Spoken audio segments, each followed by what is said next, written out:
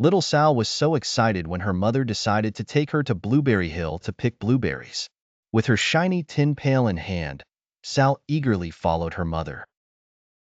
Each time Sal plucked a blueberry, she dropped it into the pail with a satisfying coo-plink. Then, almost without thinking, she popped the berry into her mouth and savored its sweet, juicy taste. Sal's mother picked berries too, carefully placing them into her own pail but not eating any, as she planned to can them for the winter. As they filled their pails, they wandered further and further apart, lost in their work and thoughts. What they didn't know was that on the other side of Blueberry Hill, a mother bear and her cub had the very same idea. The bear family needed to eat as many berries as they could to store up fat for the cold winter months ahead. The bear cub mimicked Sal, gobbling up berries one after another.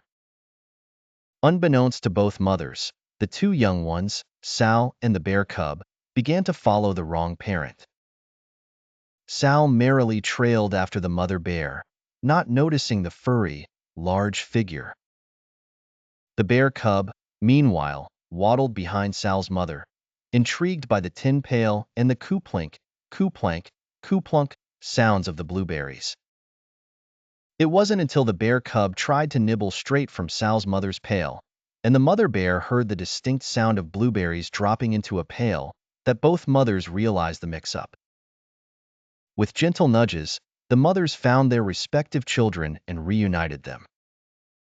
Little Sal and her mother laughed at the mix-up, while the bear family joyfully continued to eat berries.